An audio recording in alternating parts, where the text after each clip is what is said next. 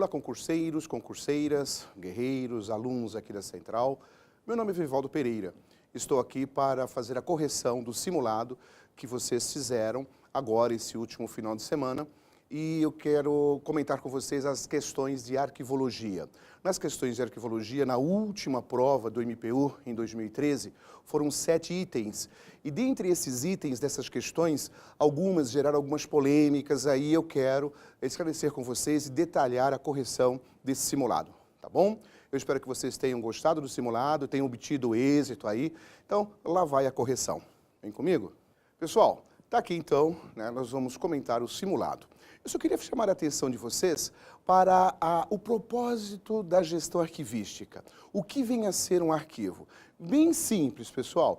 O arquivo é um instrumento onde você irá manter, conter, conservar documentos produzidos ao longo de suas atividades com fins tanto administrativos, funcionais, como fins também históricos e culturais.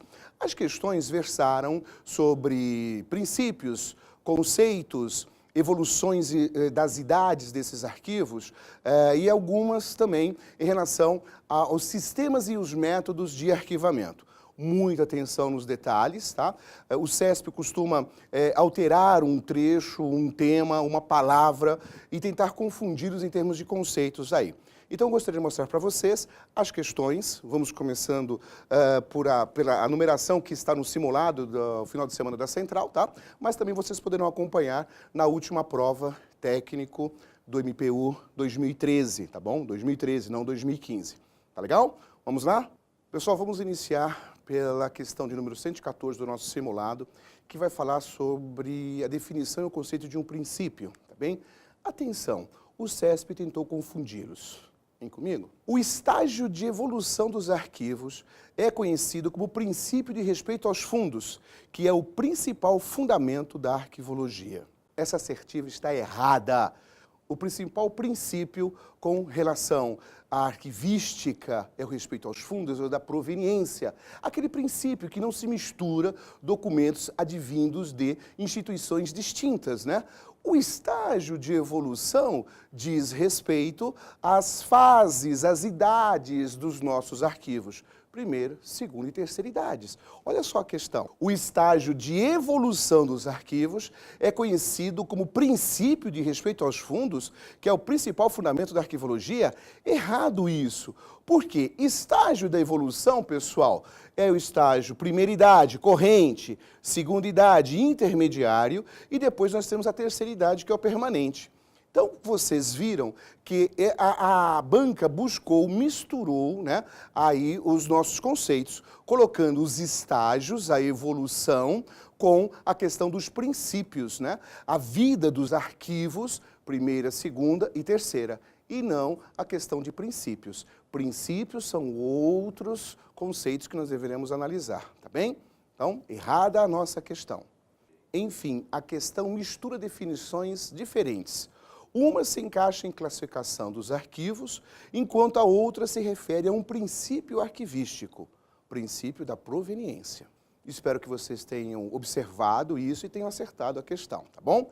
Primeira questão, errada. Vamos à segunda questão do nosso simulado? Questão 115.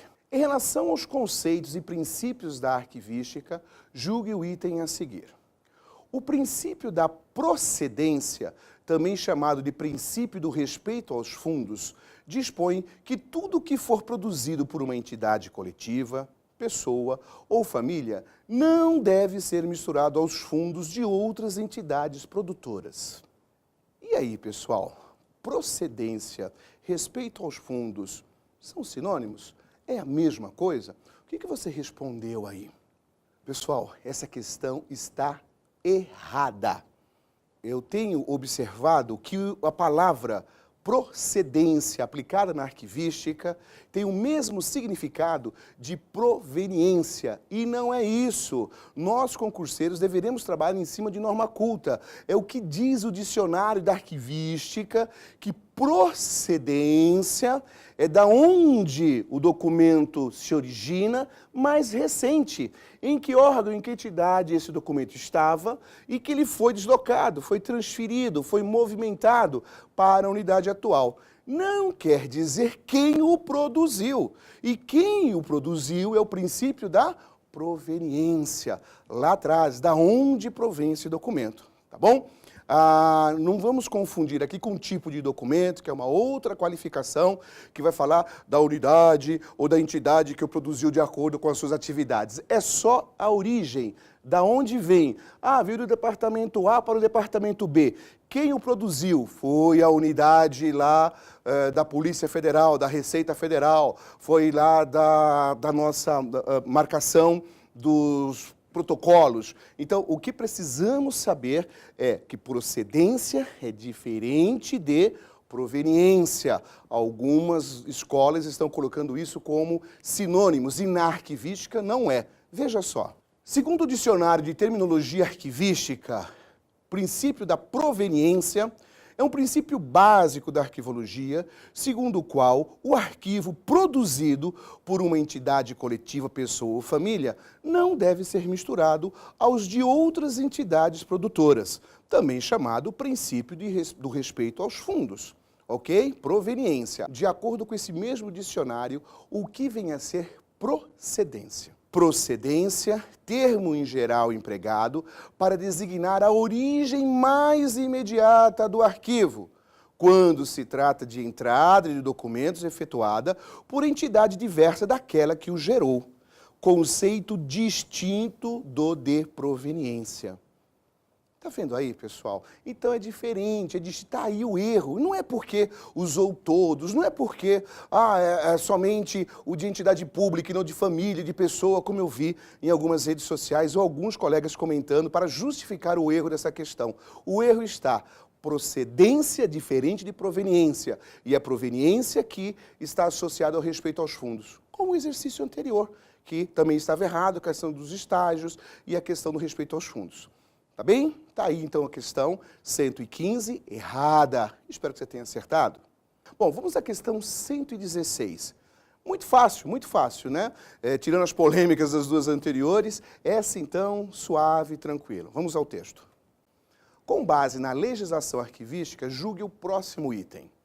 A Lei 8.159 de 1991 estabelece categorias de sigilo para documentos, certo ou errado? E aí, concurseiros, concurseiras, espero que vocês se recordem das normas que dão base para a nossa gestão arquivística.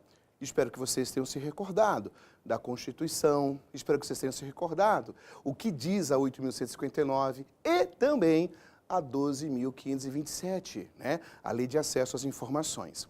Vocês vão se lembrar que a Lei 12.527 revogou alguns artigos da Lei 8.159. E exatamente nisso, classificação de sigilo.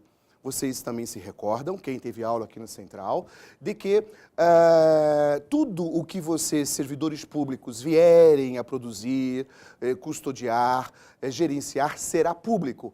Mas nem tudo o que você faz aqui no presente é público.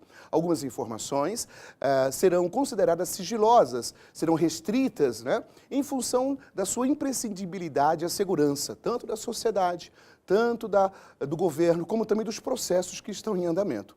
E quem regulamenta, quem normatiza, quem dá procedimentos para essas questões de sigilo de informações, não é a Lei 8.159, e sim a Lei 12.527, a partir lá do seu artigo 23, 24, né? Trazendo também no 27 lá quem são as pessoas que têm a competência para classificar.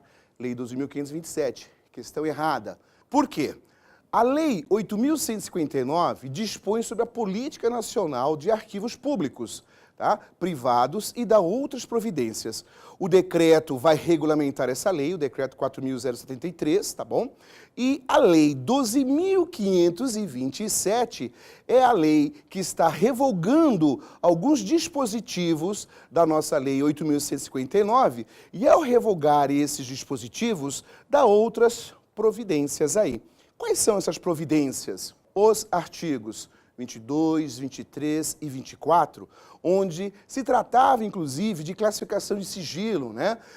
Daqueles documentos que poderiam colocar em risco a segurança da sociedade e do Estado, de tal sorte que eles ficaram assim. Artigo 24. A informação em poder dos órgãos e entidades públicas, observado o seu teor, em razão de sua imprescindibilidade à segurança da sociedade e do Estado, poderá ser classificado como ultrasecreta, secreta ou reservada. Só um detalhezinho, pessoal, esses prazos de restrição, eles são contados a partir da data da produção deste documento, tá bem? A gestão arquivística tem que ficar atenta a isso. A tabela de temporalidade ficará atenta a isso também. Aqueles documentos que, em função dessa necessidade e imprescindibilidade da segurança, esses ficarão restritos ao acesso a alguns servidores ou às pessoas a que eles se referirem. Tá bom, então? Então, ultrasecreto, secreto e reservado é da Lei 12.527 e não da Lei 8.159. Portanto, questão errada. Tá bom? Vamos lá. Questão 117. Muito fácil, muito fácil. A respeito do disposto no Código de Classificação de Documentos de Arquivo relativos às atividades meio da Administração Pública Federal, aprovado pelo Conselho Nacional de Arquivos, julgue o item que se segue. A classificação define a organização física dos documentos arquivados. Vamos lá, concurseiro. Isso é um assunto que a gente, na aula, nós discutimos, nós reafirmamos, repetimos diversas vezes. Nós temos atividades, nós temos funções arquivísticas, né? Funções que são tidas como intelectuais, funções que são tidas como operacionais, né? Que é simplesmente pôr em prática aquilo que planejou, aquilo que organizou, aquilo que ordenou, tá bem? Então nós vamos entender que a classificação é quando, após a avaliação, você verifica e classifica aquele documento em função de sua natureza, em função da sua necessidade imediata ou não, em função da associação desse documento com outros documentos. Você, ao avaliar esse documento, irá classificá-lo. Após essa classificação, você terá aí uma ordenação desses documentos, para que depois você possa fazer o arquivamento desses documentos, tá bom? Então, nesse caso, olha só nessa questão, ela está correta, por se tratar a classificação de uma das operações que nós temos dentro da nossa arquivística. Olha a explicação. Em relação às funções arquivísticas, a organização de documentos de arquivo envolve a classificação, a ordenação e o arquivamento. A classificação é a ação intelectual de elaboração de esquemas para o agrupamento de documentos. Já a nossa ordenação é a forma de disposição dos documentos dentro desses esquemas. Gente, a ordenação continua sendo uma operação intelectual. Você vai ordenar de acordo com a classificação que você escolheu. Uma classificação estrutural, uma classificação em função dos assuntos, uma classificação em relação às questões, pode usar o aspecto geográfico. Você vai classificar e depois ordenará dentro dessa classificação, tá bem? E aí nós vamos ao arquivamento. O arquivamento é a ação física de armazenar e acondicionar os documentos conforme as atividades anteriores. Classificação e ordenação são operações intelectuais. O arquivamento trata-se de uma operação física. O Código de Classificação de Documentos de Arquivo é um instrumento de trabalho utilizado para classificar todo e qualquer documento produzido ou recebido por um órgão no exercício de suas funções e atividades. A classificação define, portanto, a organização física dos documentos arquivados, constituindo-se em referencial básico para a sua recuperação, ok? Tá aí, pessoal, corretíssimo esse exercício. Quando eu disse para vocês que era fácil e com a explicação vocês vão de se lembrar de toda a aula, de todo o estudo que vocês tiveram, é a partir da avaliação, né? Aí nós temos a classificação, a ordenação e o arquivamento. Funções arquivísticas, para que você possa organizar todo o seu acervo. Tudo bem? Espero que tenham acertado. Vamos à próxima questão? Essa questão, ela exigiu de vocês um estudo um pouco mais aprofundado. Nós, por vezes, nós explicamos, falamos com relação aos métodos, mas aqui ele exigiu que você tivesse esse manual, né, do CONARC para que você pudesse entender. Muitos entenderam como uma grande pegadinha.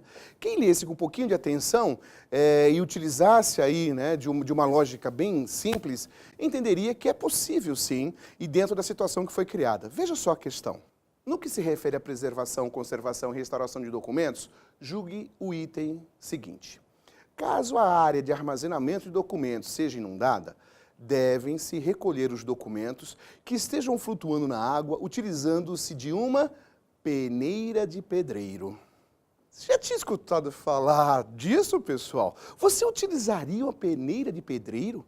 Faria ali um ajuste, uma gambiarra e tentaria resgatar isso com peneira de pedreiro? Pois é, mas esse é o procedimento sugerido pelo CONARC. Esse é o procedimento, está correto sim o exercício, pessoal. Muitos no dia da prova, eu me recordo daquela época, ei professor, cabe recurso, onde que está esse tipo de orientação, de instrução, de procedimento? No CONARC, no manual de instruções do CONARC, em relação à conservação, preservação e restauração. Olha só, vem comigo. A resolução número 34, de maio de 2012, dispõe sobre a adoção das recomendações para a salvaguarda de acervos arquivísticos danificados por água pelos órgãos e entidades integrantes do SINAR.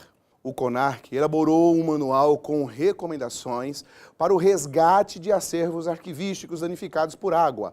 Lá na página 8, de 21 páginas, está previsto o procedimento. Recolher cuidadosamente com uma peneira de pedreiro, grande, revestida com tecido de algodão ou algum tipo de tela de nylon, os documentos que estejam a flutuar na inundação antes de iniciar a operação de drenagem da água do local. Ok? Justificativa exposta e está correta a questão. Peneira de pedreiro. Vamos lá, pessoal. Vamos às duas questões restantes do nosso simulado. E essas duas questões, elas foram dadas, são questões fáceis, de lógica, de raciocínio, de conhecimento primário da parte de arquivística, de gestão arquivística aí, tá bem? Bom, vamos à questão 119, vamos lá. Julgue o item a seguir acerca de arquivamento. A escolha mais adequada do método de arquivamento depende da natureza dos documentos a serem arquivados e da estrutura da organização a qual a unidade de arquivo está vinculada. Pessoal, isso é o mais primário dos entendimentos. Você irá fazer a sua gestão de acordo com as suas necessidades, com os seus recursos e a unidade aonde você está inserido e o documento também será mantido, né? Então, é uma questão muito simples e você analisar e está correta a nossa questão. São as necessidades e natureza da organização que determinam o método de arquivamento. Independentemente de qual método venha a ser adotado, esse deverá estar ainda de acordo com o valor, função e natureza dos documentos. Muito fácil isso, né, pessoal? Lembrem-se em valoração, natureza, as funções a que se destina, né, a esse nosso documento. Então, a todo arquivamento, todo sistema, todo método estará sempre vinculado a essas características documentais. Tudo bem? Bom, a questão 120 vai falar sobre métodos de arquivamento. Só para recordar, dois métodos, né, primários, os básicos e os padronizados. Vocês hão de se lembrar que nós, nos básicos, temos 4 métodos e lá nos padronizados, 5 métodos. Veja onde o CESP tentou te confundir. Vamos lá? Questão 120.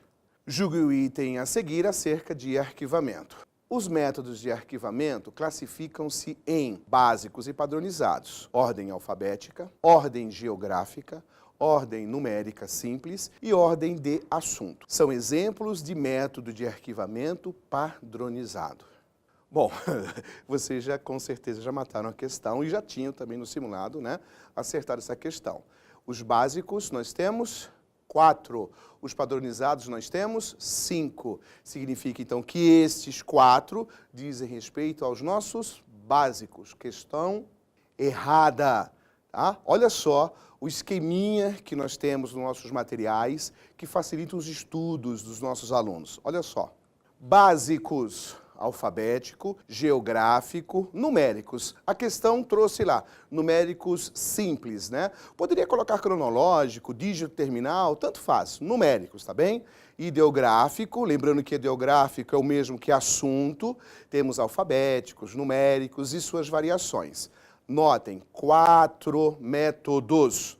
E nos padronizados, variadex, automático, sondex, mnemônico e o nosso Ronel. Ok, pessoal? Então, tá aí a justificativa da assertiva estar errada. Trata-se dos básicos e não dos padronizados. Tá bom? Eu espero que vocês tenham tido sucesso. São 7 itens que, com certeza, agregaram pontos à sua nota no final aí. Em breve estaremos juntos em mais uma correção. Um abraço, boa sorte.